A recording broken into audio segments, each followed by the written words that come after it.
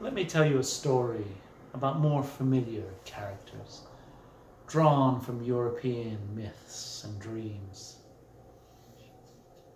These are my kinfolk. These are the ones I share my life with. Well, when I can stand to be with them. Let's start with the Boggans. You know the stories of the house elves? The helpful ones who will do a little job for you, fix a little thing for you, find your keys, clean when your back is turned. They'll always make sure to leave out a little bit of milk and other marks of gratitude.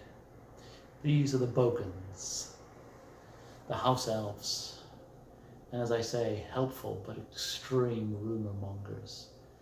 They lead a tidy life and make things tidy and comfortable, and it's good to lie down and relax in one of their well-maintained havens and then move on the next day because there's nothing really of interest there. Somewhat more interesting are the Clurichaun. You might know them as leprechauns. If you call one a leprechaun, they'll punch you. Though that doesn't really mean much for them. They are walking Irish stereotypes in a way. Entertainers and storytellers, drunkards, fighters. Fighters, real fighters. They always want to start a brawl, and they will punch you, and they will punch you again, and they will get punched, and at the end they will laugh and buy you a beer. It's one of their particular obsessions, and it's always a joy to take part in. Of course, if the fighting gets really serious and out of control, they're gone. They're also collectors. That's where the leprechaun's hoard of gold myth comes from. They focus on collecting and gathering one particular type of thing, maybe paintings, money, beer mugs, those kind of things. And they must protect their hoard obsessively. It can get quite difficult when their hoard gets too big to carry around. Our gaze shifts.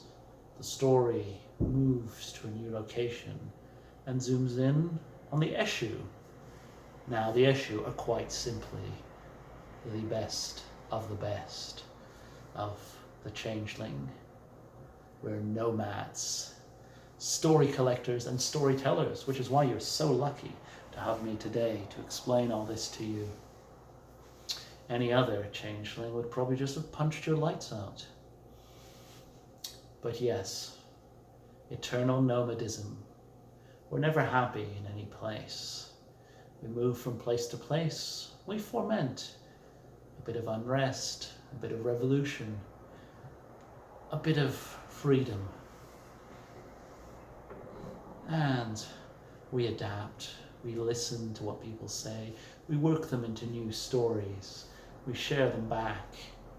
And then we're gone by the time the next sunrise is there. Yes, truly one of the most interesting of the Fae, in my impartial opinion. And then we turn to the Nockers.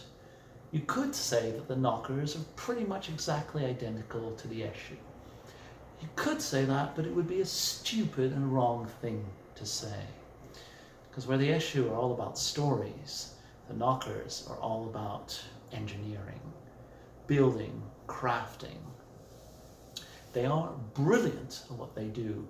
Creative, driven, perfectionist engineers who never really get it totally right.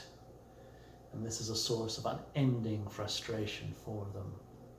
So yes, they will build you the most wonderful devices. But there always will be something that doesn't quite work. They can build you Star Trek teleporters, probably.